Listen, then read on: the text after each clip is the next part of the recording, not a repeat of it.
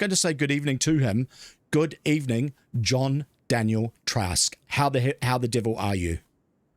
I'm good, thanks, Simon. I really appreciate the opportunity to be here Okay, tonight. well, well, I'm sorry. It's been so it's been such a mission. Normally, things just all work smoothly, but that's what you get, I think, with live TV and with enthusiastic amateurs like Simon Anderson. All right, you're coming in from the People's Republic of Wokington at the moment. So I understand that I ought to have been there yesterday when the weather was good. Yeah, you're right. I like to think of myself as the last capitalist in Wellington. So, Well, try to keep.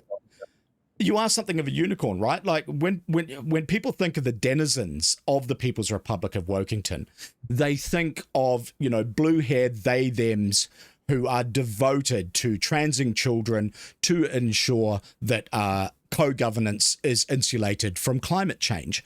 You are rather different. You are a unicorn because you are an actual entrepreneur in that city. It must just feel unusual being like that. Well, it's certainly changed over the years. There was a really great sort of thriving tech scene here back in even pre the zero days. There's been some good tech startups down here. It's sort of slanted a little bit away from the private sector, I guess, a wee bit in recent years.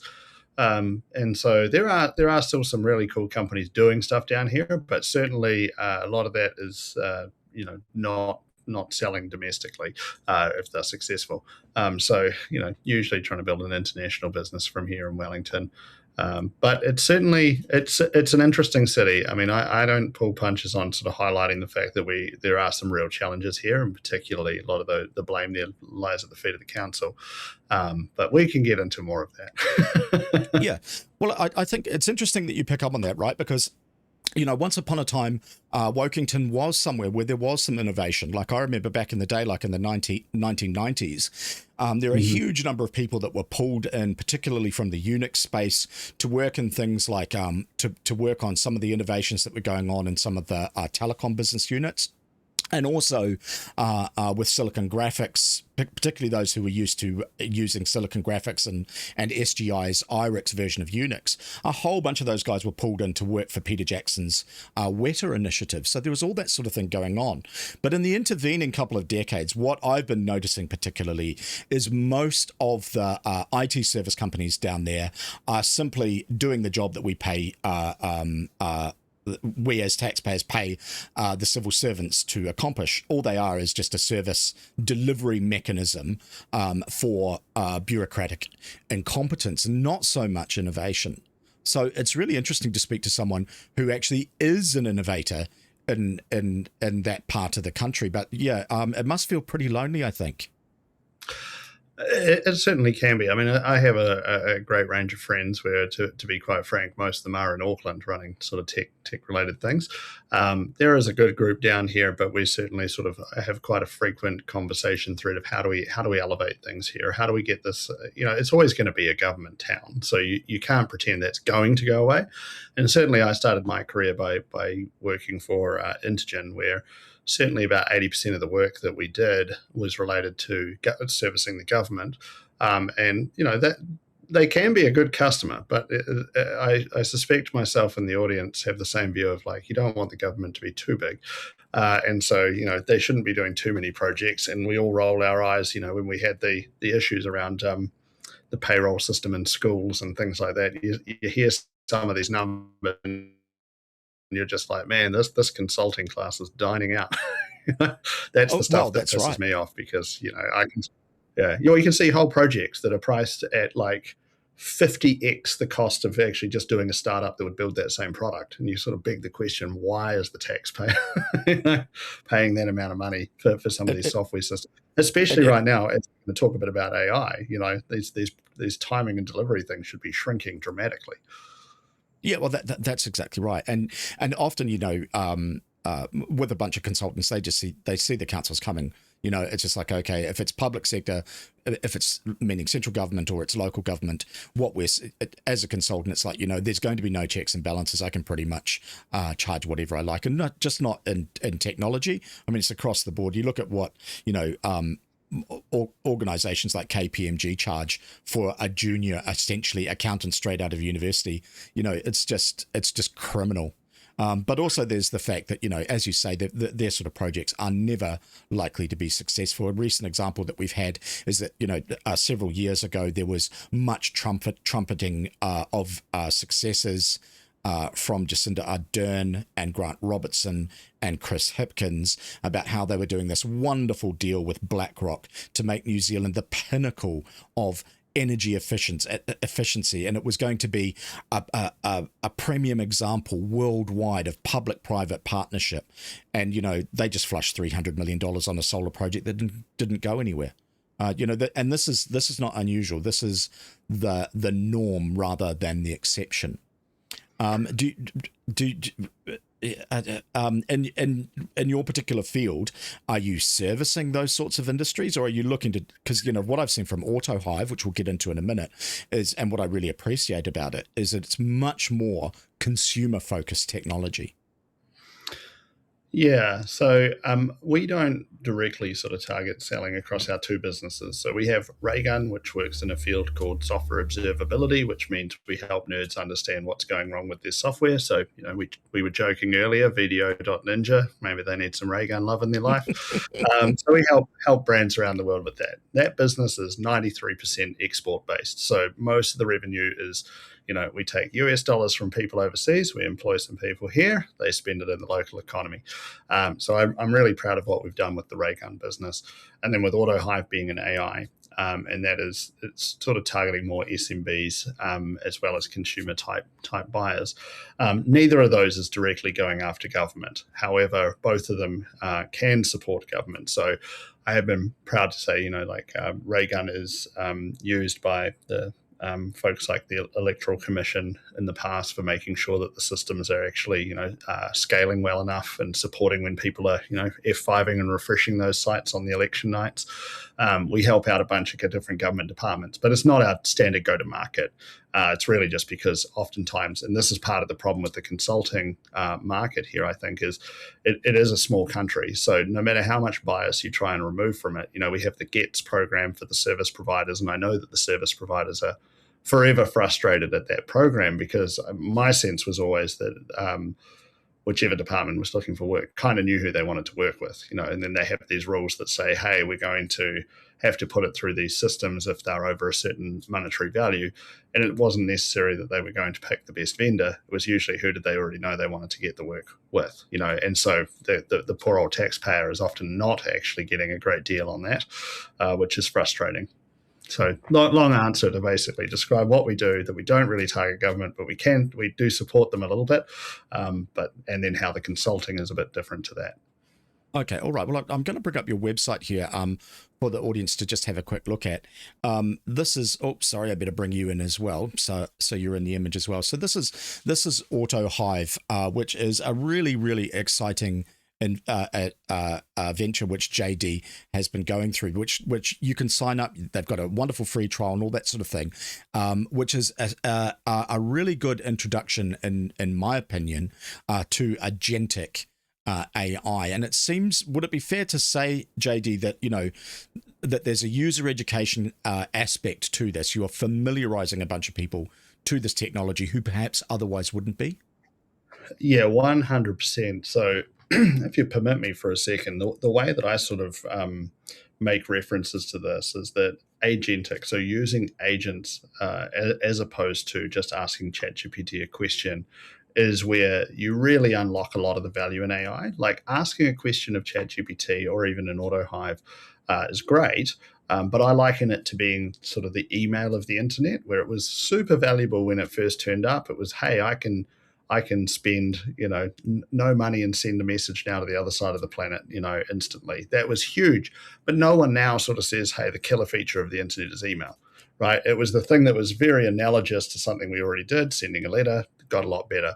ChatGPT comes along, it teaches people that, hey, I can kind of do a Google search and get the answer just given to me. And that's where a lot of the worldwide market really is now. So you hear about this 800 million active users with ChatGPT. They're mostly in the email mode. The next step is that sort of putting AI to work, and that starts to be about affecting change in the world. So you can think about them as the agents as being very anthropomorphized here, but like a tool belt. What tools am I going to give it? And then what am I going to ask it to do? So on AutoHive, as an example, I get a daily email where it reads my calendar in the morning at about 5 a.m. It cross-references every meeting I've got with every person across my inbox.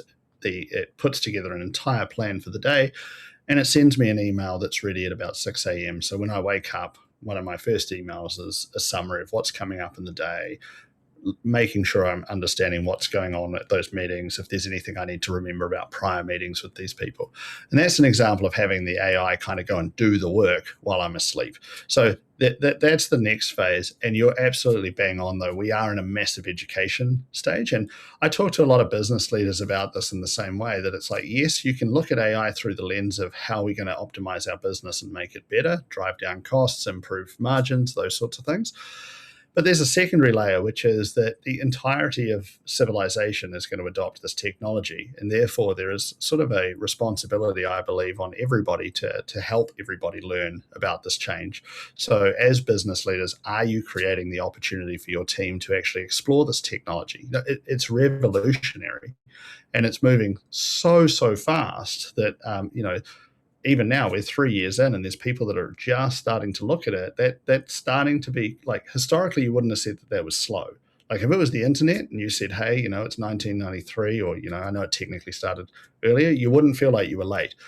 Here, this thing is moving a bit quicker, and that's the bit that has me a little bit worried through the New Zealand lens, that we've always been a bit slow on the uptake of these things. And it's like, well, at the rate of iteration, we're going to run into some real issues if we keep waiting too much longer as locally to adopt this technology.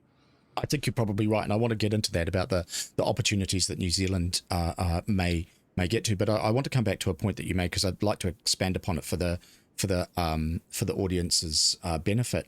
So when most people in the audience are used to using AI, it's like a chatbot, right? That's the type of interface. It's a very different paradigm to what JD is talking about now, which is agentic AI, where essentially what you have is you've got these AI entities. They're like little automations that go and perform tasks for you without necessarily your constant supervision. So what that means is, rather than interacting with a Grok or with Gemini or whatever chatbot you have, an interactive conversation type approach, what you do is you configure these agents to go and perform functions on your behalf, and then they'll kind of report back to you when it's necessary. And that is a very different use case and usage paradigm, and it has a great deal of advantages. It means that you can do things, as JD gives the example of going through. It's like, okay, 6 o'clock in the morning, tell me about all my meetings, having scanned through my email, tell me everything that I need to know about it, yada yada yada. And there's also because this relies upon a thing called APIs, application programming interfaces, and giving AIs the tools, essentially the hands, to go and perform tasks. And this is something that AutoHive is particularly good at going and solving customers' problems. By a customer will, as I understand it, will come to JD's team and say, look, I need this automation. I need to be able to integrate with this Jira chat system for doing bug reporting, or I need to interact with this type of communications program, or something, or so on and so forth. And AutoHive goes and creates those interfaces that are the hands that the brain of AI is interacting with. Have I summarized that fairly accurately there, JD?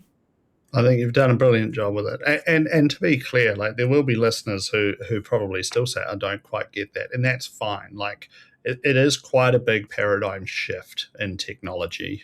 So it's that case of just encouraging people to sort of not worry about feeling dumb, if you will. They can feel comfortable asking whatever. And that's a big piece of our go-to-market, is to try and say, hey, look, we'll talk with you because everybody's figuring this out, right? Like, nobody's an expert. Even being on here and saying, hey, people might perceive me as an expert. built an AI company and have customers for it. But I still find that I go to say do a talk somewhere, or I'm talking with other people in AI, and find that I learn something in every meeting.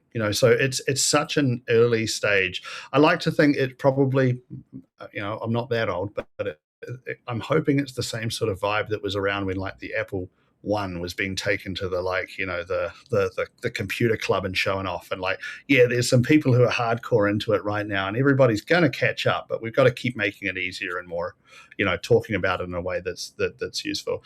I don't know if we want to jump to this topic, but I worry that one of the big problems in AI is that it's very easy to see the negatives of what could come from it.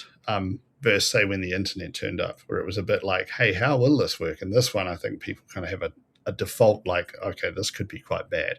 And it's nerve-wracking for folks. Yeah, in the chat, by the way, good evening, everyone. I am keeping an eye on it. PLJ says, I really like JD's post late last year about having set up a team of agents that were consultants from PwC, Deloitte, etc., all chatting with each other about a business strategy. Did you do that setup like, okay, give me the McKinsey point of view, give me the PwC point of view? Is that what you did? Well, full credit actually belongs to Zengli, who's our head of marketing, who did that. But I've subsequently stolen those agents and do the demo all the time. So we made these agents. So we had a PwC consultant, EY consultant, Deloitte consultant, McKinsey consultant. And these consultant agents, to be super clear, they actually had quite elaborate prompts that were made up of things like, what are their methodologies that, say, Deloitte uses? What is their internal ways of looking at these things?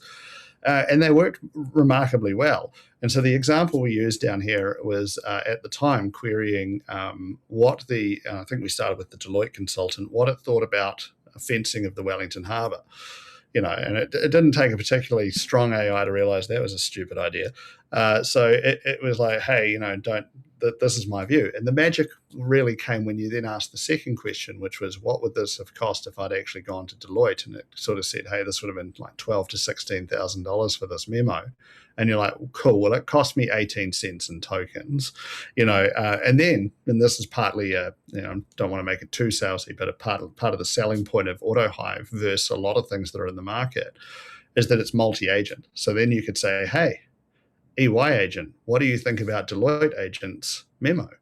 And it analyzes it and reframes things and provides critique and all this. And so suddenly you actually have this team of consultants that you can call on. Now, you do have some people who sort of say, hey, it's not going to be as good as a real consultant, whatever.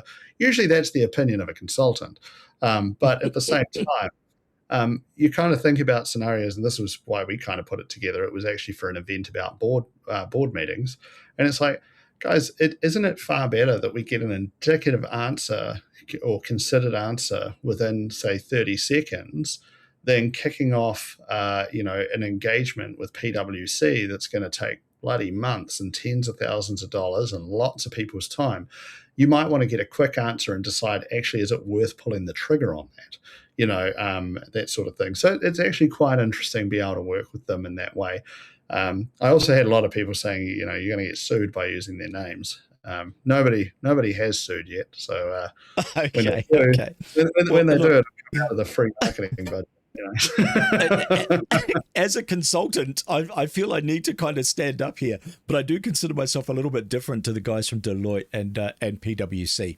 And one of how I explain the paradigm to a bunch of people is that what I do professionally is I'm an architect. I work as a solution architect or an enterprise architect, and it's a really esoteric field of technology, which often other IT people don't particularly understand what it is that people like me do. It's a sort of career that people get into once they become old timers. A typical architect will have about 20 years worth of IT experience pretty much before they get into the field. Now, how I explain the advent of AI's impact upon my particular field of expertise is this: that once upon a time, what I would do as the team lead of a bunch of architects is I would need a design done, right? It's like, okay, I need a high level solutions options paper for XYZ for the business, and I would assign that to a junior architect and say, okay, go ahead and do this. You have 2 weeks to produce the high-level solution design option. Here are the requirements that have been defined by a business analyst. Go away and produce that piece of work, right? Yep. For a senior architect, it might take a week. For the junior architect, he gets 2. At the end of that process, I sit down with the junior architect, and he is 80% there, right? His design's about 80% there. I sit down with him and say, okay, all right, this is pretty good. This is something that perhaps you would need to consider. This needs to be corrected, da-da-da. And between him and I, we would apply that 20% of polish so that it could then be presented to the business for their consideration, right? That is just the standard process that senior architects have used to kind of get work achieved and also bring along these junior fellows, right? Now, I can get that 80% from an AI in 30 seconds now. I don't need the junior architect to perform that function anymore to get to that 80% that I can apply the 20% of polish to. The advantage for me is I don't have to pay for him, and I get it super rapidly. The disadvantage, broadly speaking, and for that individual, the individual doesn't get the opportunity to learn on the job, going through that process with me, getting the feedback, all of that sort of thing. And socially, or rather industry-wide, it means that these youngsters are not getting the experience and coming up necessarily through the ranks because they just don't have the opportunity. And that has a really negative impact, right? Because what we're seeing a lot is that, even with really specialist AI and esoteric fields, you still need a human to provide that 20% of polish over the kind of work that it produces. That 20% is getting smaller over time, but it's never going to be 100%. You're always going to need that human interaction. And I think that is one of the considerations that people have when they're considering AI is, this is going to be devastating for a whole bunch of fields that are really quite are quite white collar. Yes. I look at it as multi-layered. So I'll start with the worst possible position and work my way back to being liked. So my worst possible position is I actually am much more of an AI maxi in this regard, that I don't think it's going to happen as fast as people think, but I actually do think the idea that humans are doing any work will be kind of laughable, because even the idea of, hey, it's going to decimate white collar work, I sort of think the blue collar work is moments behind with robots. And so I don't think there is a safe space that you're going to find to say, hey, I'm not involved. I'm protected. And one of the things, and this is not me having to go at you here, Simon, but one of the things I've noticed at a lot of the talks I give is that most people perceive that every other industry is going to get decimated, but theirs is the special one that requires the human. That's true. That is true. That is true. Yeah. Now, let's, as I say, that's possibly the part that will not endear me to the audience. But stepping it back, I've taken a very different view on juniors for a long time. So, for example, prior to Raygun, I had Mindscape. We still have Raygun, by the way. Raygun and AutoHive are operating simultaneously. But we were part of the Summer of Tech program for recruiting student interns, I think, since their first year of operation. I think that might have been about 2007. And my longest serving employee that I've worked with across multiple things now has worked with me for, I think, 17 or 18 years since I hired him as a grad. And we've taken in probably a couple of hundred interns at this point over the years and trained them up. And so when we launched AutoHive in June this year, one of the things we went and did was we brought on 8 interns that were just finishing university. Now, to put this in context, and the prior Christmas we had taken on, I believe it was 6 interns then, just for the summer period, and I was told that we were about 10% of the Wellington placements for interns, which is shocking. Like, you're talking 60, 70 kids got gigs. I know I shouldn't call them kids, but when you're getting old like I am, they feel like kids.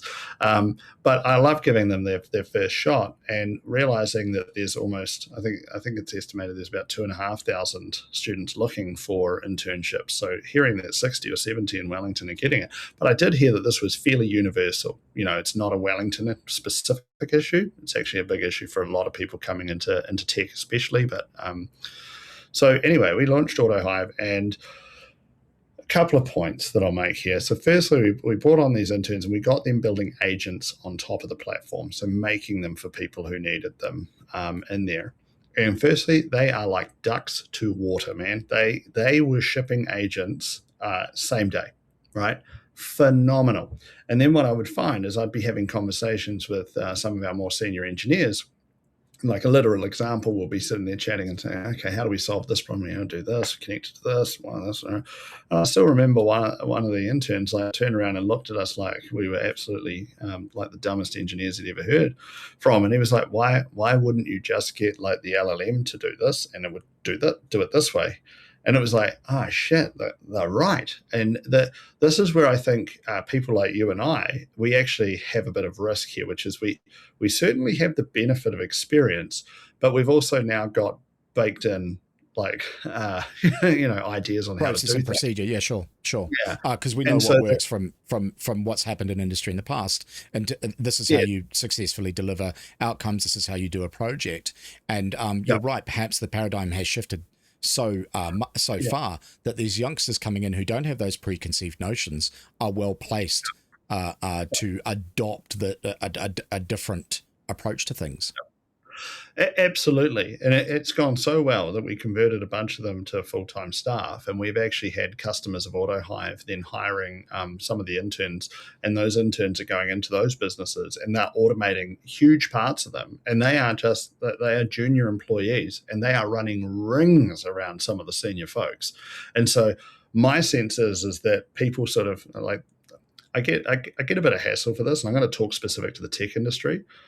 The tech industry, as you know, is ridiculously woke. It is the epitome of luxury beliefs and no real hardship. Like the worst possible thing is like Spotify has ads, and that's a hate crime. So these people get very upset at very little things. And then we had this explosion in salaries in COVID. And I'm convinced it wasn't AI. It was all these senior people suddenly pulling up the ladder and kind of going, I don't want to see a collapse in my salary that's gone up 100% in 18 months. And so while all the virtue signaling is going on, they then deliberately set about to try and avoid putting any downward pressure on the salaries.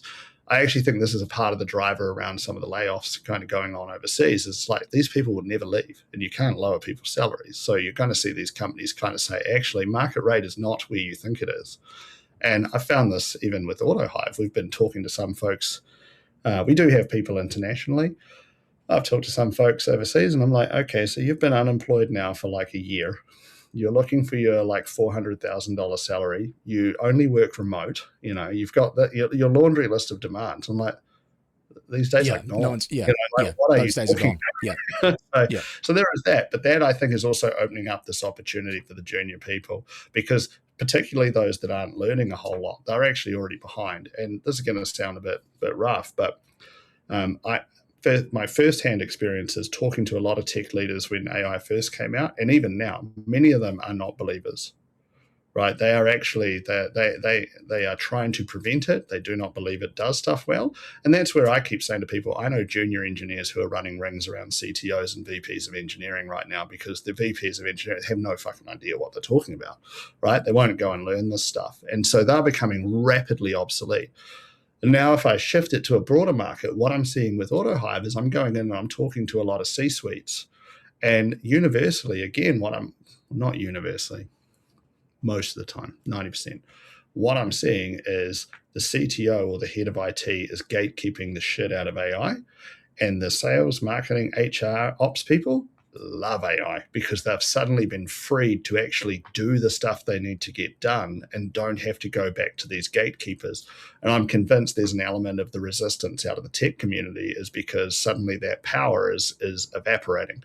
There's that, but there's also that like for many people who are in those CTO, CIO For the audience, this is Chief Technology Officer, Chief Information Officer in the corporates. A lot of those guys got really burned with cloud adoption, right? Like, okay, cloud made sense. Everything's off premise. We can horizontally scale. We can orchestrate all that sort of stuff, right?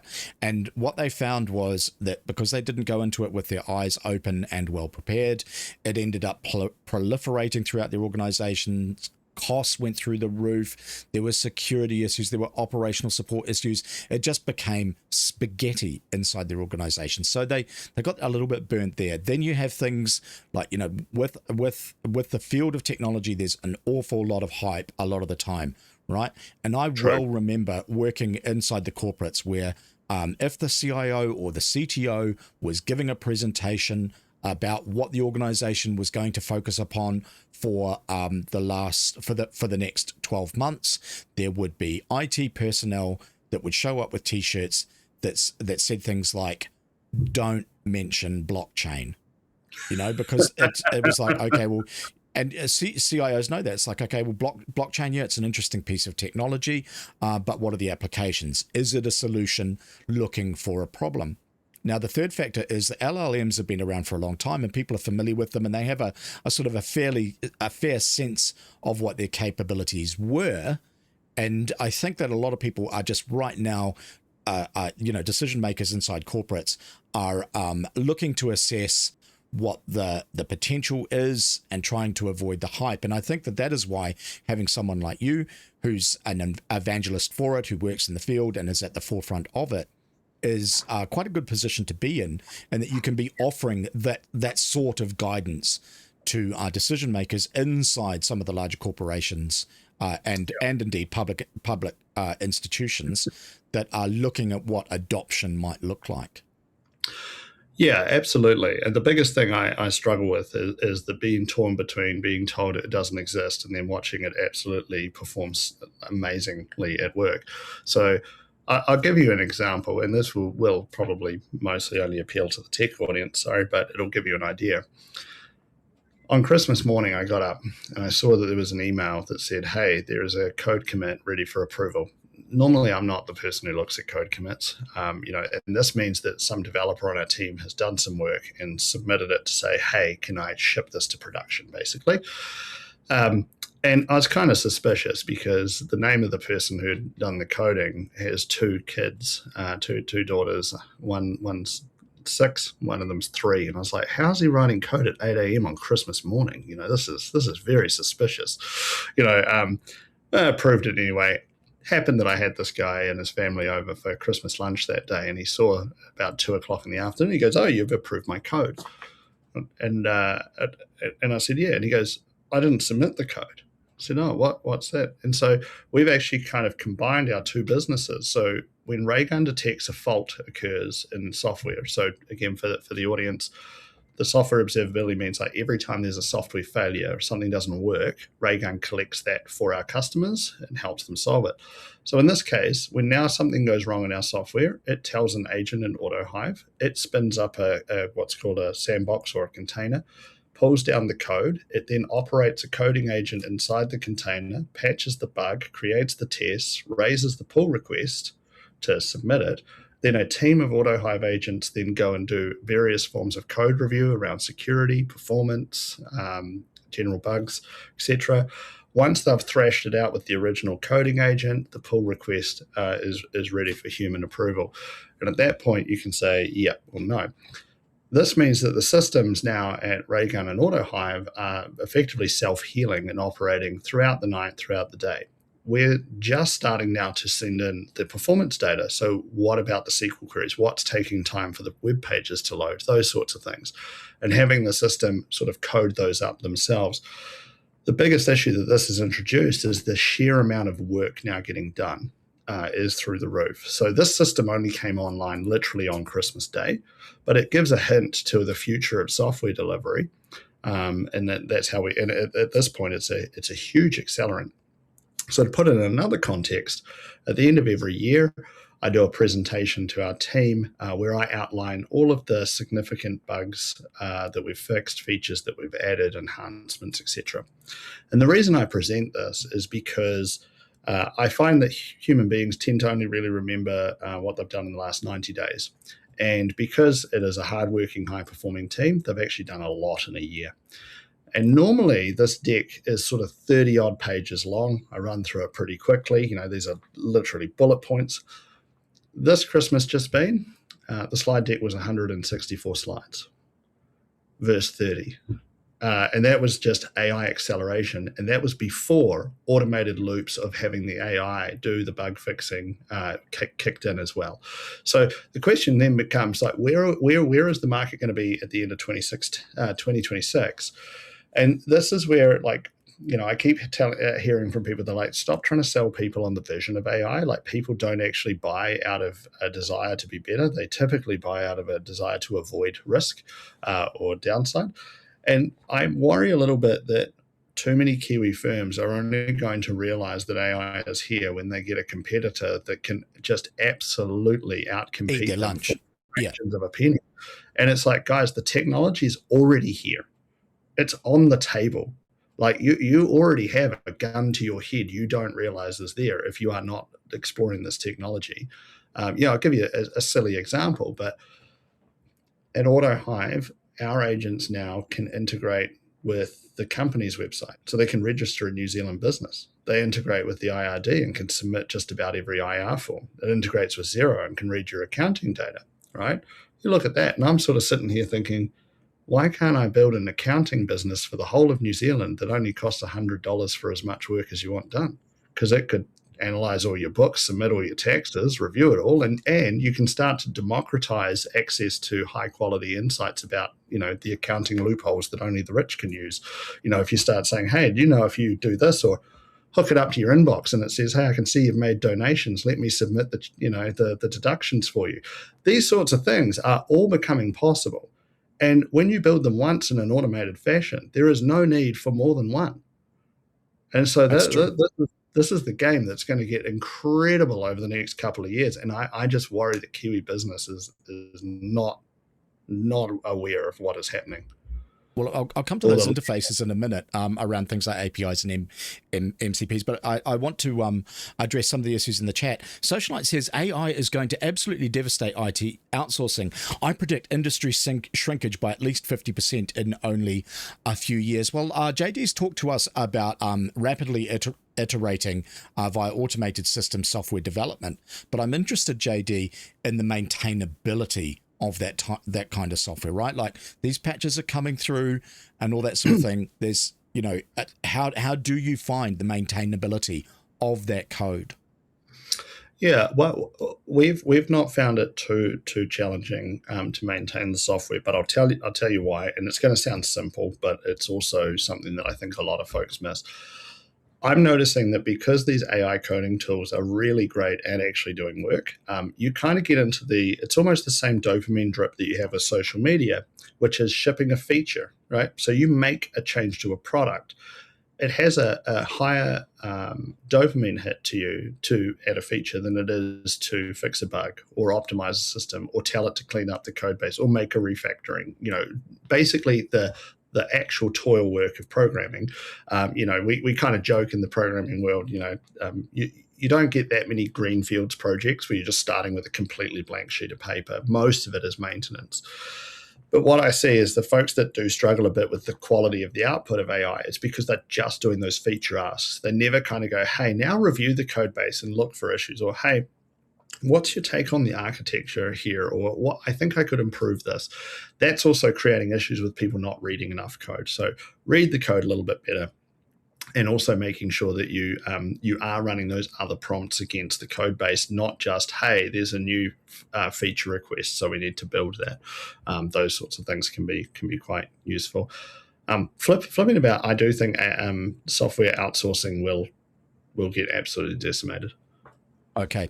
Our tour is here. Good evening, young man. It says, AI has no desire as it has no complex chemical interactions from hormones that humans have. It's just code and it's not alive. It does reflect the programmer's bias, though. And PLJ says, does AI have a soul yet? I think, given his condition, JD may not be the best individual to ask about souls. But thank you for your comment, PLJ. All right. Coming like the way that I use agentic AI is I use a thing called Agent Zero, which I keep in a nice little Docker container on my machine, and then it interacts. Its hands are things like I could use N8N or I could use Node-RED. There's MCP. All of these interfaces. And for the audience, what I'm talking about here is having a platform like AutoHive, which has the ability to plug into AI models, but essentially be, what's the term for it? An interface layer for you to interact with. And then that's kind of the mind of it, right? That's you, your agents, and the mind of it. But it does need hands to be able to perform functions. And those functions are things like API calls to be able to integrate with your email, for instance, or ODBC, for example, to talk to databases, or what is becoming very, very standardized is MCP servers. Now, what is AutoHive's approach to doing that kind of giving the hands to AI through building those sorts of integrations? Yeah, so firstly, the idea of giving them hands was the bit that really catalyzed my own excitement around AI, was when it was like, hang on, you can give these things tools and they can go and start doing things. That, to me, is when the game really changes. I probably shouldn't swear so much, but I refer to it as the oak moment. You know, it's when once somebody can swear sees as much as you like. Well, once somebody sees an agent do something, there's this moment of, usually it's a case of I didn't believe it could, and then I watched it do it. And there's this and that seems to be a critical point that a lot of people kind of, once they've gone through that, they have this moment. So firstly, one of the things that's great with AutoHive is we actually get to see that with a lot of people. It's the first moment that they've had where they've gone, oh my goodness, I couldn't believe that worked. Secondly, we're trying to make it easy. And to be straight up, if anybody listening does use AutoHive or tries it out after this, the thing that is most valuable to me at this point is any feedback to make it easier to use. We've got a laundry list ourselves, but our goal is to say AI should be an everyone technology. It shouldn't just be that of the hyper nerds. So we've made it so that we've gone out and built a lot of our own integrations already. So we integrate, I mentioned, for example, with Zero. And so when I say integrate directly, that means that our team wrote the code for the tool. And it means that we've gone and talked to Zero and said, hey, can we get into your marketplace? Can you approve this, that sort of thing? And so we've done that across almost 100 different integrations natively so far. However, there's so many products in the world. How does AI handle the fact that there are so many different services? And that's where you get Model Context Protocol, or MCP, as you mentioned. And so an MCP is like an ability to, well, it's effectively a tool. So you can give it a tool for another service and it will be able to interact. So it tells the AI how to work with that service. On our Raygun side, we adopted MCP for Raygun. I think we shipped it within 24 hours of its announcement in 2024 and had users using that. We updated it quite significantly in November. And so just for the audience's benefit, this would mean any AI system, not AutoHive. So it might be Claude, Claude Code, something like that. You could put the Raygun MCP in and just go and fix the last error. And it will kind of go, oh, well, I know how to talk to that error reporting service and pull down the last error. And, oh, that's what it is. I'll go and fix it. So that's kind of a little glimpse as well into how we got that wheel going for self-fixing. So there's the MCPs. We should open it up probably this week, but we're going to make it so that folks can put in their own MCPs on AutoHive as well, so that they could say, hey, if you don't support it, but this service does have an MCP, can I just stick it into AutoHive? We actually, for your benefit and the fellow nerds on the call, Simon, we've built it. It's just feature flagged at the moment while we finish our testing on the MCP integration. Yeah. Okay. Did one of your engineers happen to mention that I might bring this up? Well, I did see a note, I think, from Nadia saying something about, hey, yes. Okay, Shelley in the chat says, well, it's also above my head. Shelley, I know it all sounds really, really technical, but don't ever forget there are two things that I always say to people, particularly those who are older in life, which isn't you, but older people, I say, look, don't worry, nothing you do is going to break the computer. This is something that old people are very, very concerned about. They're worried they've watched a whole bunch of old movies where someone accidentally hit the button and it ruined everything, all right? So they're tentative. I tried to encourage people to explore technology and have the feeling that they're not going to do any harm by doing it. But the number one thing I want to communicate in response to your comment is that it is not your job to learn about the technology. It is the technology's obligation to learn what you want to do and to provide it. Okay, so don't be overwhelmed by it. It's not your job to understand technology.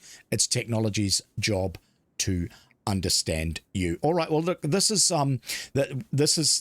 fantastic that you are providing MCP support in your products. That makes a great deal of sense. But it is also like, we're talking. It's like a tiering integration, right? Like your top tier integrations is the sort of stuff where you've liaised with the vendor. You've gone to someone like Xero and said, hey, we want to use your API. We want to work with you. We want to ensure that we're complying with your usage constraints, doing everything properly, and having that kind of two-way communication, right? Which is kind of the Rolls-Royce gold standard of application interfacing.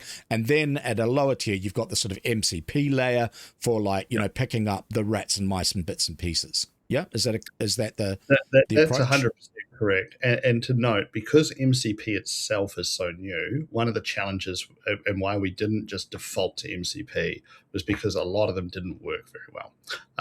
And so there is an element, even for and this might go to, I think it was Sophia, you said, to her point, is even the tech people are still figuring this stuff out. So there's a lot of, at the moment, experimentation and playing and kind of going, hey, can we do this? Like, I'll give you an example. We use Webflow for a little part of our public site. And this may have changed now, but when I first looked at their MCP, I was like, great, they have an MCP. I'll be able to control the site from some sort of agent. And I think it had almost every function but the ability to change a web page. And you're like, okay, well, clearly, like, it's a content management system, surely change the content. yes. Yeah. So there's a little bit of that. So that was why we kind of went, we don't actually want to go and build all of these things, but to make the experience right, we'll do that. I realize this isn't a question, but one other thing that I've found really useful with AI for learning AI, and it sounds really silly, but it also goes to Sophia's point, which is you can always ask an AI to explain it like you're a lot younger. So I frequently, even when I understand something, say, explain this like I'm 12, And the reason is, it's not because I'm not smart enough to figure it out necessarily. It's actually because once something is explained really simply and you have a bit of a mental model, you're kind of like, that makes sense, in there. So I do that actually quite a lot, where it's, I love that scene. Was it Margin Call?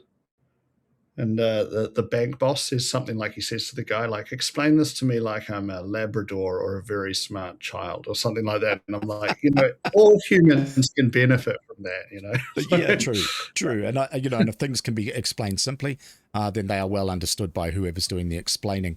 PLJ says comedy series, My Three Jasons. I think that's pretty funny. Okay, all right. Well, look, one of the concerns that people have is around allowing autonomous agents to be having a little bit too much access to things and data privacy, data sovereignty issues if they're corporations, all of those sorts of things. And coming back to my usage model, what I do, what I'm really surprised with my AI setup, my agentic AI setup, is what it impresses me is when I say, okay, well, go and do this thing.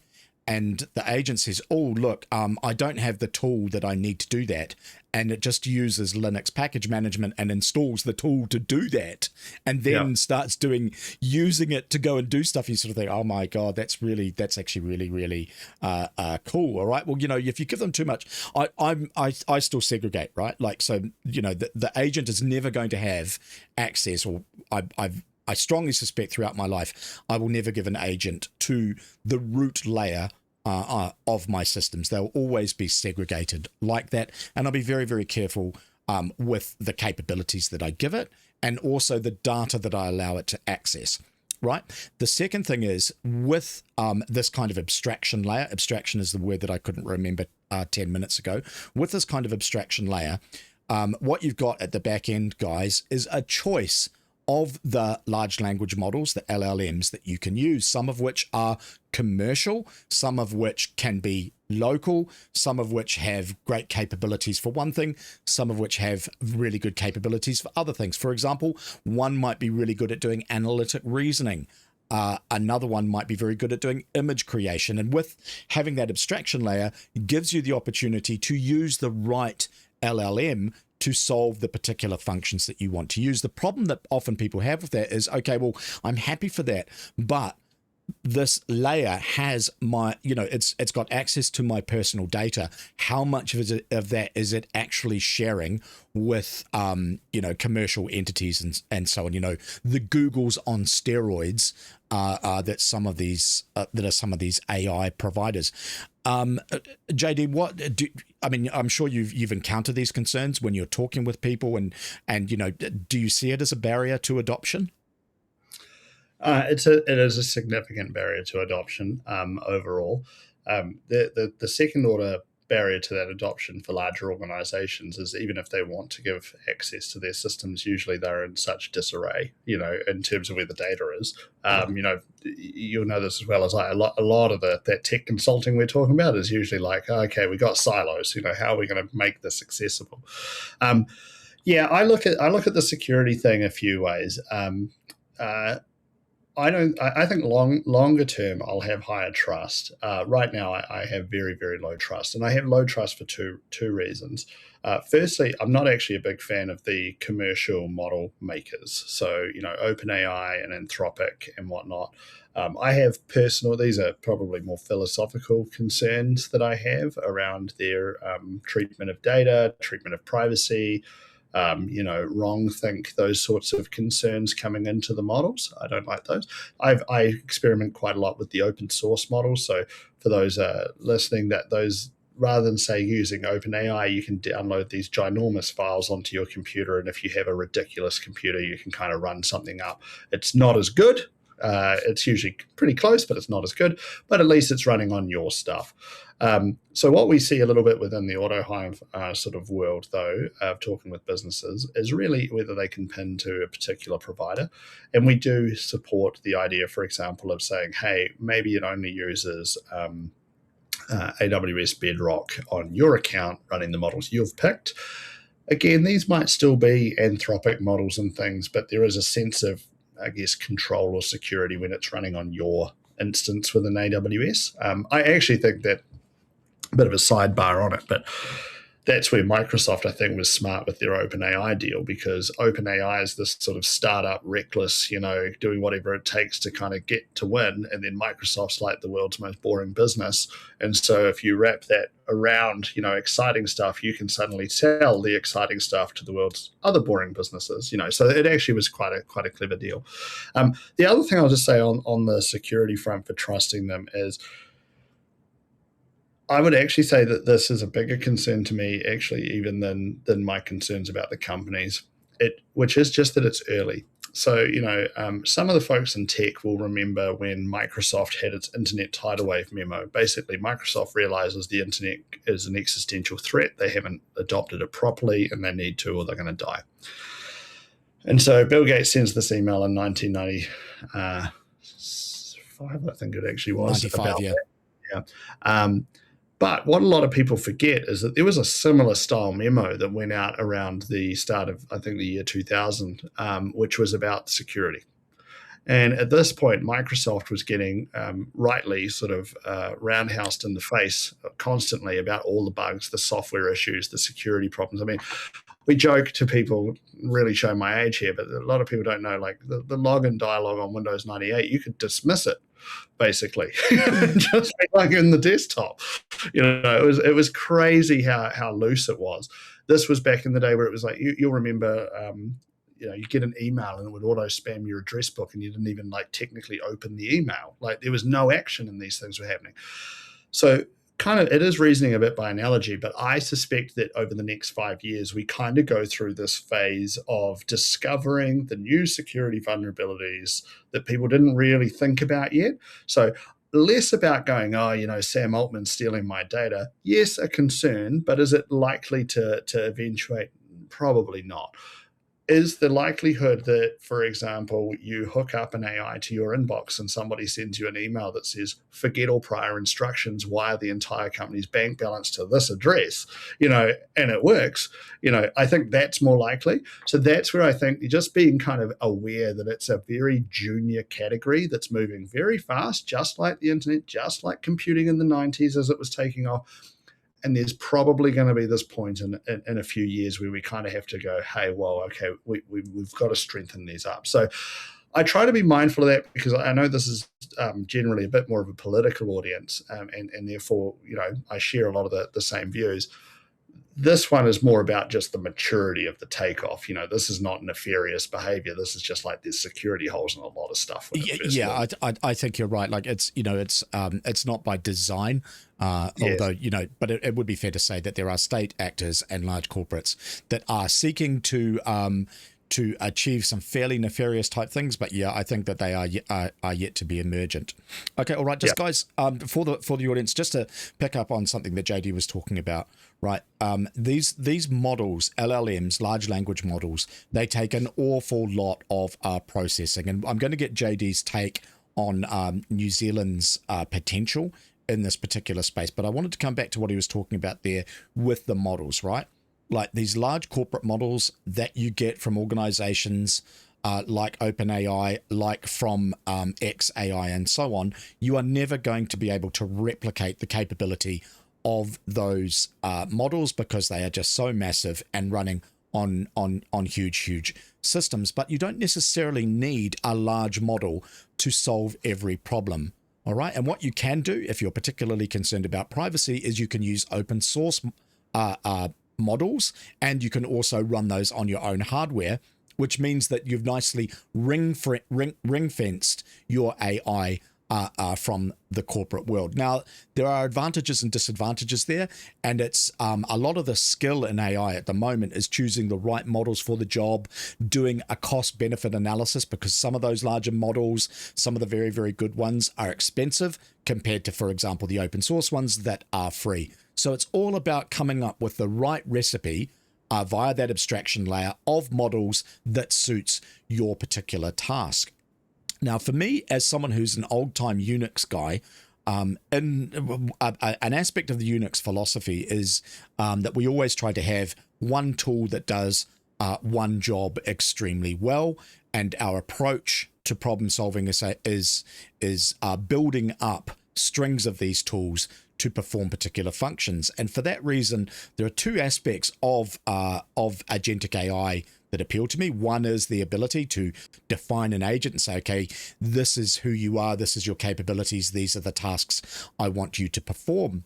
Another interesting area is a thing called distillation. Now, distillation is something I want to hear from JD about, but essentially what it is it's using very, very small models, rather using very, very large models like the corporate models to train smaller models that can perform a function very, very well. It means that they don't consume anywhere near as much resource and pretty much perform the same function, having been correctly trained.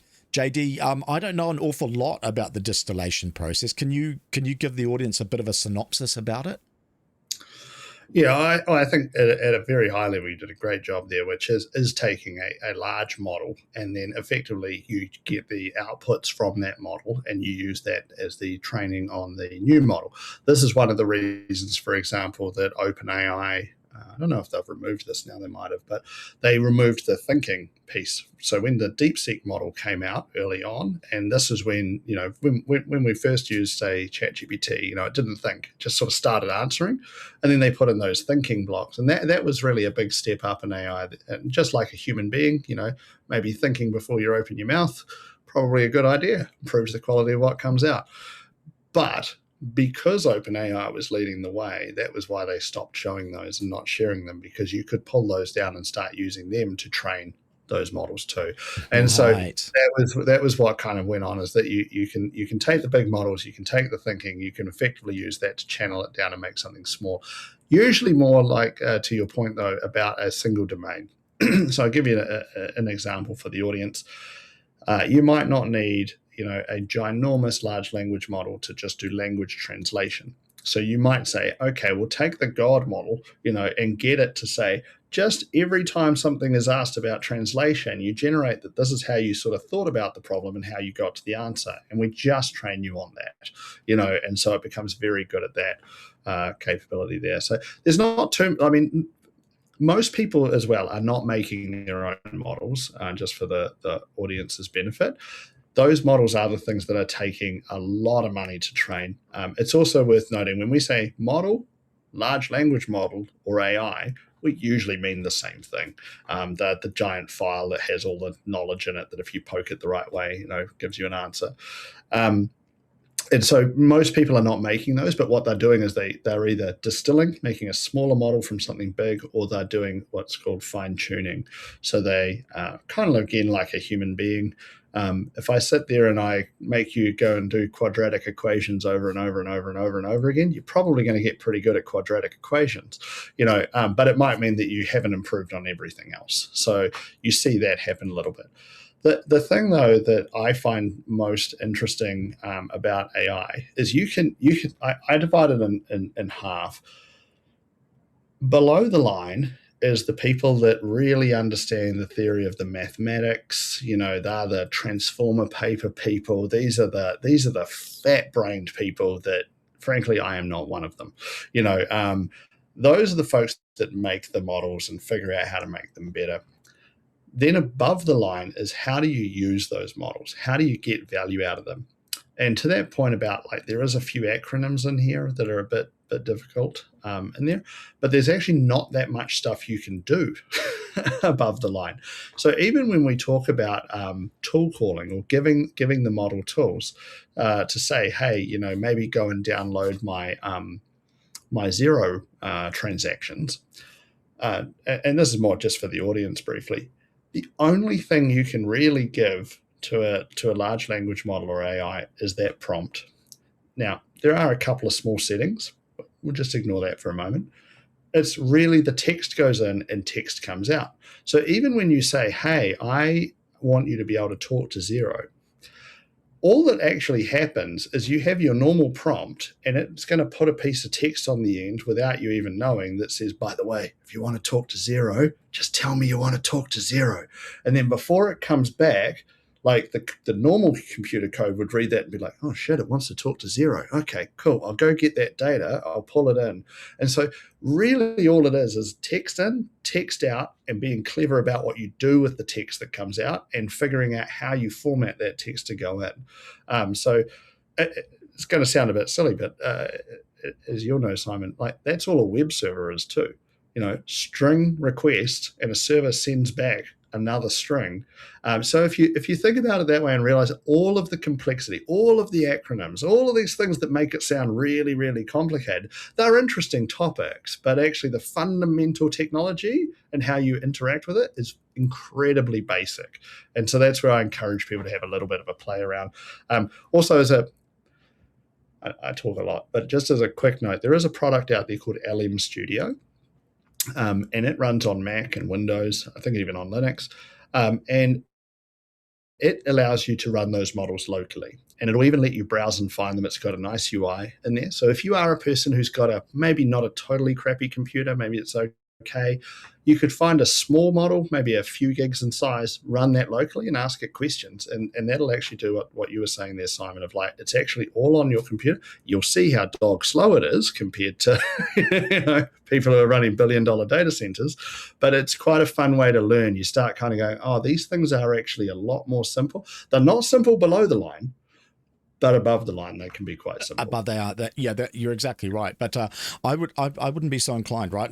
For someone like me, I can go and I can run Agent Zero inside a Docker container, and I can connect it to Node-RED, and I can do all of that sort of stuff. I think a much better usage paradigm for people that are getting into it is something like AutoHive, and that's why I was really, really impressed and very, really, really pleased to have the opportunity to speak with you, because you log into AutoHive. It's all just sitting there. It's that abstraction layer. You can do what you want with the agents. You have these integrations. You can solve real world problems in a kind of a nicely controlled environment. And I think for 99% of people, that is just going to be a far more attractive adoption mechanism. All right, look, there was I remember before I met you on social media, I did catch an article that I wanted to enjoy because I wanted to read to the audience because I just so thoroughly enjoyed it. Let me bring it up here. This is from a couple of years. No, it was last year. Raygun founder J.D. Trask describes Wellington as a talent repellent. A successful Wokington entrepreneur says if he was starting again, he would not launch his business in the capital, describing it as a talent repellent. A software products company based in Wokington, used by subscribers around the world. I think Wokington is actually a talent repellent system at the moment. We've had people in our own organisation who have left and said, I'm going to places like Auckland because they are so tired, in their own words, of the abject wokeness that is this city. I put it to you, JD, that this is that's certainly true of Wokington, but there's a lot of youngsters these days are looking for opportunities overseas that they don't perceive here. Now, what I wanted to put to you is that, New Zealand has a bunch of advantages when it comes to doing things, one would think, around hyperscale. Perhaps our energy isn't as, our electricity supply isn't everything that it could be, but in terms of things like water, in terms of things like, cooling capacity, all of that sort of stuff, there may be some opportunities for New Zealand, and I'm not sure that we are grasping them as a country, and I'd be very interested in your thoughts on how we might do that and whether or not it's actually viable. Yeah, I think of it in two layers. So one is just the general need for New Zealand to get on board with AI. Like, we need to figure out how to level up more broadly, just in general. So there's plenty of opportunity there. In terms of what New Zealand can uniquely do, let's assume for a second that the view that AI takes away jobs is a few years out. So we're working through while there's still good employment opportunities. I've often felt that generally anything related to software is something that New Zealand should lean into. And people obviously perceive that as a high level of bias because I'm in software.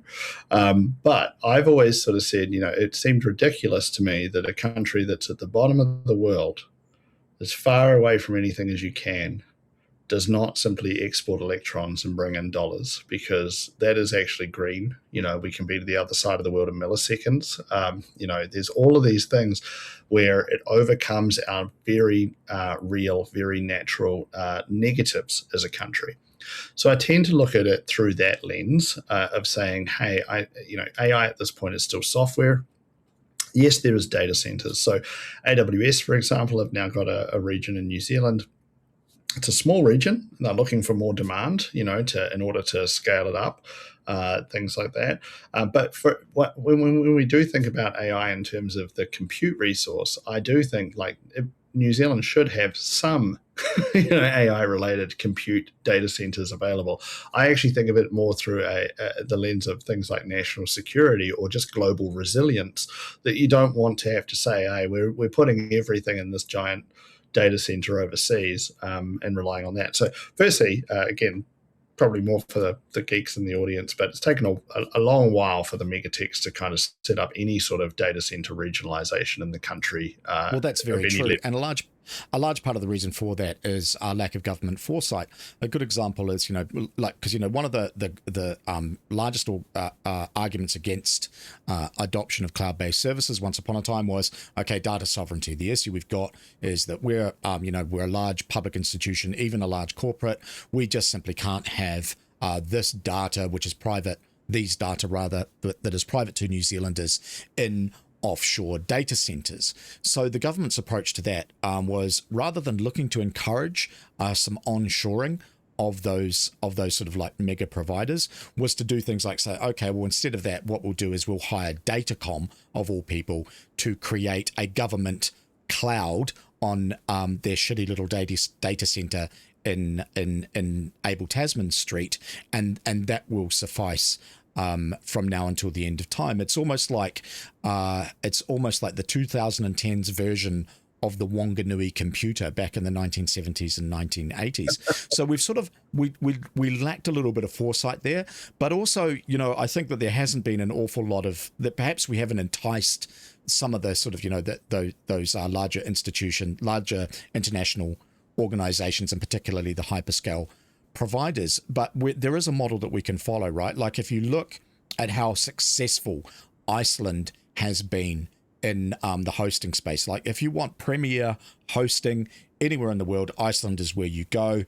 You pay through the nose for it, but they have all of the natural advantages: geothermal, lots of water, cooling capability. They've adjusted their legislation to ensure that they have, they have strong privacy laws. They've got good internet network connectivity to the rest of the world, and they're like as Norway is to Norway's sovereign wealth fund from gas and oil exploration is how technology, including AI, is to Iceland. And I think it's a model that New Zealand would be wise to embrace. But I'm not seeing anything like that foresight either from our corporate leaders, and certainly not from our public sector. So JD, this is a problem I want you and your agents to solve for us. How do we get New Zealand on the forefront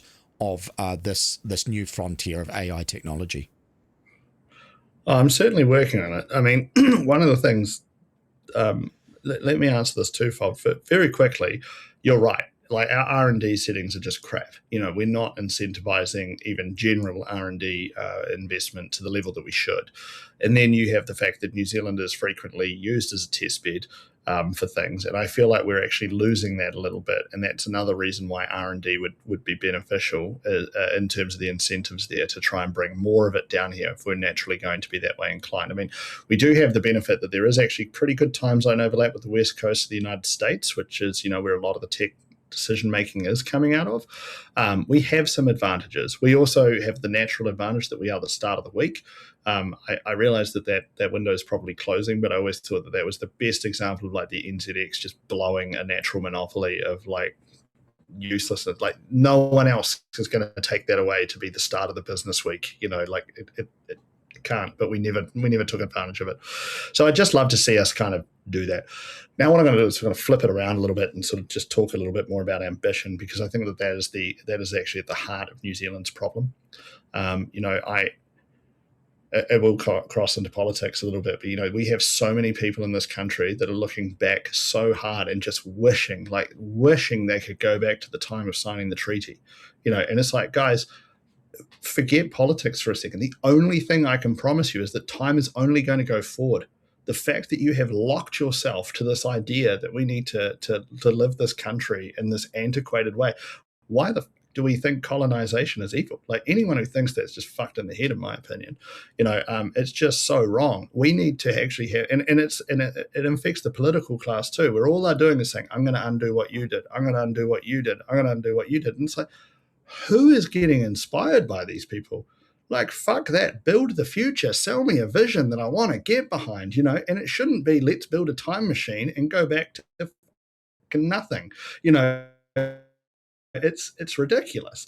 And so I wish we would see our political leaders actually present an ambitious plan for the country. I think that would further, lift other people's ambition. Right now, we've just got ourselves in this massive negative headspace, and it's hugely problematic. So my hope a little bit with what we're doing with AutoHive, I want it to be successful, not just, hey, it'd be great to have another successful business, but to actually say, can we demonstrate that you can build these sorts of companies from New Zealand, that you can look to the future, that you can lean into technology, you know, that you can actually build a really, really fucking awesome future, and you can do it from here.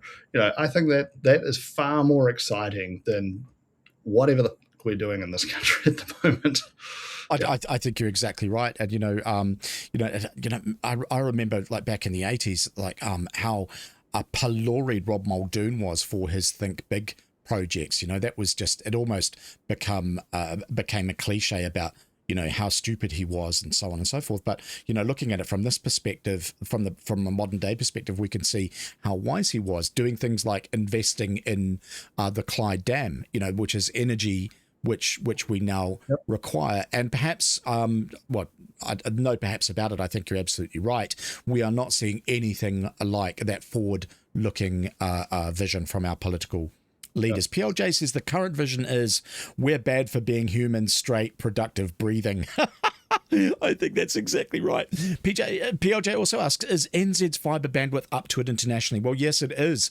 There's been quite a lot of fibre going in, and I note that I think it's Invercargill now has a gateway that links to South America and onwards to Australia and so on. And it's our network connectivity is not any sort of a constraint when it comes to this sort of stuff. The biggest constraint is our electricity. But when you look at New Zealand, we're a lot like Iceland, where we have the potential for a whole bunch of renewable energy. Like this is the thing about that I don't get about the climate extremists that we get from the likes of the Green Party, talking about, we're burning the planet and all that sort of thing. When New Zealanders, in point of fact, are utilising renewable energy resources more than pretty much every other country on Earth. I think we're at about 85% of our energy comes from geothermal and hydro. Now we have the potential to be able to expand all of those sorts of energy sources, as Iceland has done, which solves that problem. As JD says, what we're perhaps not, the constraints here are not network connectivity. They're not necessarily energy. The constraints are that lack of vision and that kind of that historical naval gazing that JD points to. PLJ also says recycle Kamalco, Tawati, TY Point into a DC. PLJ, I think that's a really good idea. Like TY Point, for those who don't know, is an aluminium smelter, which is Australian owned, and it consumes huge amounts of energy. If that energy was freed up for any reason, it could be put to other tasks. JD, do you have are you having any sort of discussions for someone who is prominent in this industry? How are you finding in the public sector decision makers in government amenable? Are they having conversations with you? Are they at all interested in what some of the potential is here? Yeah, so I am, and it'll probably frustrate a bit of the audience here, but the primary party that's actually been interested in talking about AI has been the Labour Party. And understanding, even early on, I've had a couple of them reach out and have some chats and trying to understand it and whatnot. Not really from any particular agenda at this point. It was more just helping understand what was going on. So there are some of those conversations. I want to take one step back, though, to sort of talk about that energy point, because I think it's huge. Firstly, the bandwidth thing, like, again, now I've acknowledged the Labour Party, I'm about to acknowledge the government in a positive light again, which is to say, one of the key takeaways we should have had through COVID was that the internet was never a problem for us. Like, that was one thing where it's like, that system worked great, congrats to everybody that was involved in that. But let's talk about energy. I've been bitching about this on Twitter. I think I signed up for Twitter in 2007 as well, so almost 20 years, because I've often felt in New Zealand that the power prices are, in effect, the most key thing in driving poverty in the country. It negatively affects the poorest people. It negatively affects the elderly. It negatively affects so many people. And, it actually is a great testament to exactly why the government owning these assets is a terrible idea. How many times do you have to kind of go and run a report or do some, pay some consultants when you own 51% of these things? It's like they could literally just turn around and say, you know what, that dividend, just return it to the customers, our part, just knock it off the bill. But they don't. So they've got this incentive to be like, no, we need the money because the government's bankrupt, basically. So they're never going to turn around and say, hey, we want those dividends to go down because they need them. But I assume there's a good chance that a lot of people listening have seen this chart, which is, there is no such thing as, as a third world country that has a high energy output. It actually is almost a perfect line to say more energy available to the people, the higher the quality of living. To that end, I've often felt that all governments, not just New Zealand, should actually commit to a sort of, call it another 3% annualized compound growth rate on their energy production. Energy, we should be trying to make it so basically a household pays nothing, and that doesn't mean you're just subsidizing it out. It should be so abundant that running a house shouldn't cost that much. I don't quite understand how my power bill, and I'm oversharing here, but my power bill is probably around $600 a month, let's say, and I'm like, I paid less in my power bill when I didn't have LED bulbs, when I didn't have all these power efficient fucking devices, and yet somehow it's gone up faster than anything else. And somehow, and it might not be the case now, but last few years, I'm like, our power companies are going up on the stock market like they're growth startups, and these are meant to be boring ass utilities, right? So it's just a fucking rort on the people of New Zealand what we're paying for power. And as I say, if you're ambitious and you're thinking, okay, well, AI is going to gobble power and human beings want to gobble power, why on God's earth are we not actually having a national electricity plan that is just aggressive, ambitious, and actually, it should be across the aisle, to say, hey, we all back this because the Greens should love it because it should reduce poverty, it should reduce all those things, make life better for the humans, National should like it, ACT should like it because it's going to drive down costs for production, all these things. Energy literally underpins everything. There's this fascinating topic called thermoeconomics. And it was actually a great one for chatting with an AI about. And it's like understanding that even when you spend money, all you're really doing is directing energy usage. Like everything is energy. Like that, it's just ridiculous. Anyway, I could sound... I think you're exactly right, but I also think that you're assuming that the Greens and Labour are not misanthropic, which they absolutely are. A big part of Ardern's sabotage of the New Zealand economy drew particularly on that, right? Like, when she turned off oil and gas exploration, in my opinion, that was deliberate sabotage of the country. And it's certainly the impact of it was that it lowered the standard of living across the board of every Kiwi, which particularly impacts those who are at the lower end of the economic spectrum. And of course, it has flow-on effects, right? Like a Haber-Bosch reactor is required to fix nitrogen, which is crucial for doing things like fertilizing farms, and we haven't been able to run Haber-Bosch reactors that are based in the Taranaki because of the sabotage that Ardern imposed. Now, we don't have to look too far afield to see this, right? We saw the German Chancellor this week address the World Economic Forum and say, look, Germany's decision to move away from nuclear and to adopt renewable energies has been disastrous. It was a strategic mistake. We never should have done it. We should have never have moved away from nuclear, adopted wind and solar. We're now having to fire up coal-powered power stations. So New Zealand can look at the example of Germany and say, right, okay, we can see what the consequences are in terms of deindustrialization and lower standards of living for the population, let alone missing out the opportunity cost of being able to embrace things like hyperscale data centers. Another thing that I thought was really, really interesting was watching some of the discussions that are going on at the World Economic Forum, where some of the great and the good were saying, right, okay, well, look, we've been telling you for 20 years that, this just transition to a renewable energy future is going to be painful. And yes, we're all going to have to lower our standards of living. And while all of us are flying into Davos on our private jets, it's really, really important that all of you start eating bugs and live inside 15-minute cities. Now, that conversation has changed.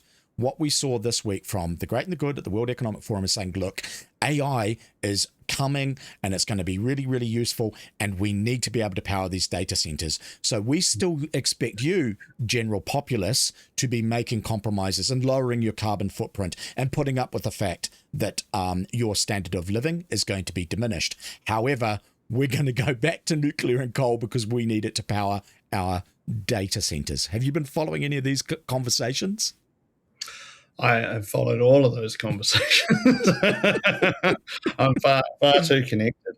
But yeah, no, it's, I mean, at a fundamental level, every single time human beings have pushed back on technology adoption, we have regretted it. And I love the fact that so many of the people that were anti-nuclear are the ones going, oh my God, look at climate change. And you're like, yeah, you know why we're getting that, right? Because we let you guys kind of make that last decision. And now you're like, but we'll get it right. It's the climate thing is ridiculous. I've long had a huge issue with it. It's not that I don't think that there's anything going on, but as a young child, the talk was more about the general need to lower pollution. And I think at a broad level, all human beings agree that less pollution is good. But once we decided it was one particular element, and we have to, by the way, this underpins like everything we're doing, like that was a problem for me. I was like, that is not really a thing.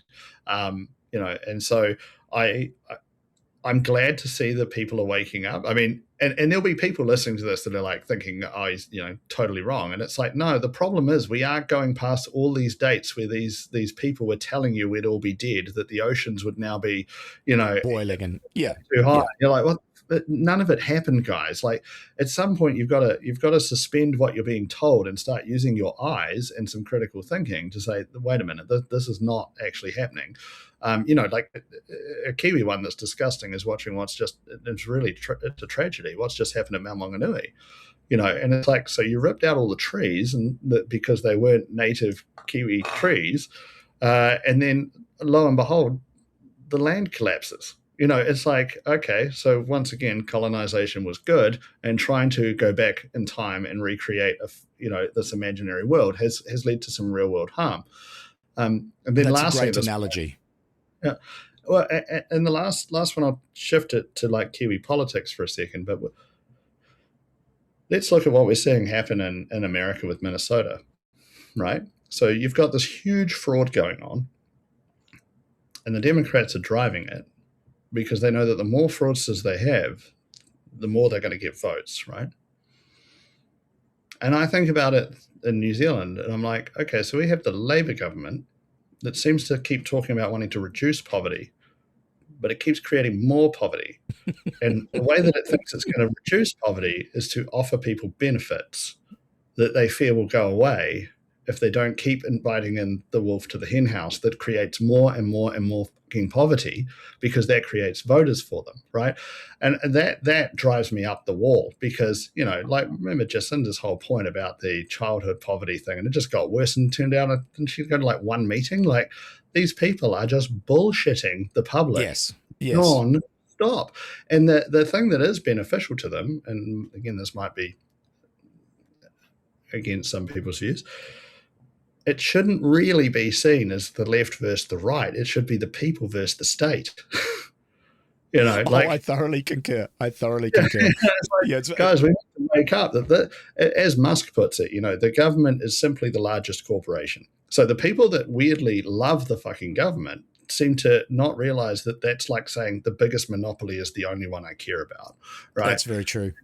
Yeah, it is hugely problematic. And you don't understand how these people are both detest large organizations, but put their whole heart belongs to one, right? And that is an issue. We should have a big question mark on why that is. Why is it the biggest thing? That's actually where I think AI is going to be fascinating, because there's so much government that does not have to exist in the age of AI. So much doesn't have to exist. So much of that work can be automated.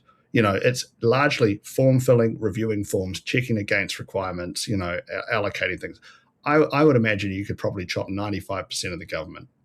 I wrote an essay recently about precisely that, about what it was like inside the blob. But you're exactly right. Like, particularly for the far left parties, like Labour and the Greens here, it's all about creating these dependent populations. It's why one of the first things that the Ardern regime did is increase the number of civil servants by 50%.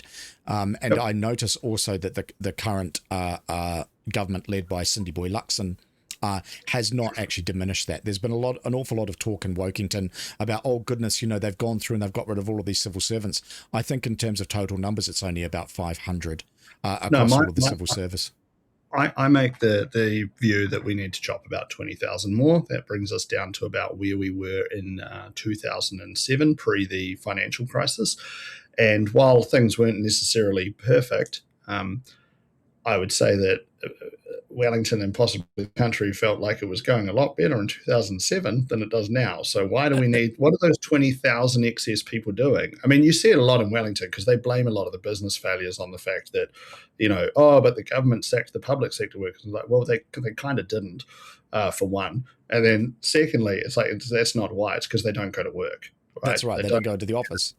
And even your point about like, hey, what about Wellington? What I'm noticing is AutoHive in particular is such an attractive opportunity. And like, let's be honest, I'm not going to hire thousands of people. I don't need to. It's an AI company, right? I only want people that really get this and are going, you know what? I could probably operate like I'm a team of 5,000. Just give me the tools and the budget. So you have that, but I'm sitting here, and what I'm noticing is people will move to Wellington to work with us. So we've had a few people doing that. We need more businesses like that. But I'm also sitting here, and I'm seeing applicants that come through from the public sector. And I'm like, why the fuck would I ever employ you? Like, I'm sitting here reading the newspaper, watching you guys go on strike if you have to go to work. And this is something I don't think that these unionists quite wrap their head around, is it's like, firstly, the New Zealand public thinks you're complete tools. And secondly, anyone who's not in the public sector would have to have their fucking head read if they thought about employing you. You're great at pretending to do work, but you're literally going to go on strike if you have to go to the office. Like, goes back to that Musk point, right? Which is, the loudest complainers will be the fraudsters. Yeah, very true. Very true. Well, what's going on here, guys? Like, well, I think you're exactly right, and I think that also, but the zeitgeist is changing. Like, more and more Kiwis appreciate the position that you're coming from there. They realize that the bureaucracy, the more people that you add to it, the worse things that become. I joked on social media.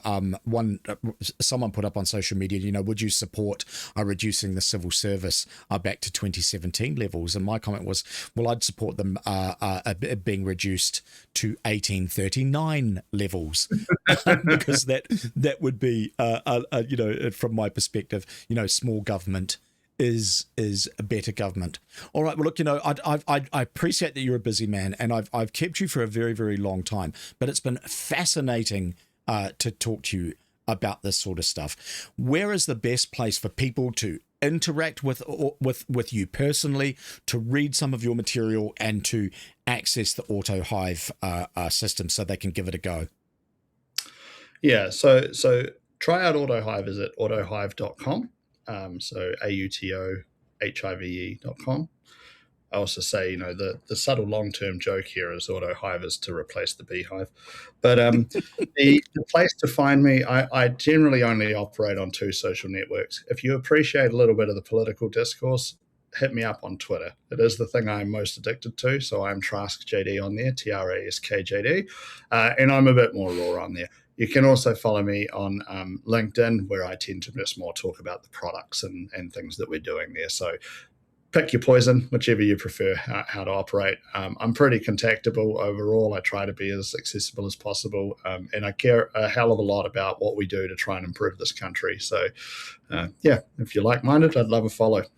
Right, fantastic. All right, well, more power to you. Ladies and gentlemen, this has been John Daniel Trask, who's been a fascinating guest, and I very much hope that he will come on again. Guys, I've got about 25 minutes left to go in the show. What I'm going to do is I'm going to play a little bit of music and a little bit of cinema while I say cheerio to JD off air. Guys, believe it or not, once again, I absolutely swear this is true. You are watching SimonTV. Thanks, everyone. Thanks for watching. To consume more of my content or comment upon this clip, tune in to SimonTV Live on Sundays.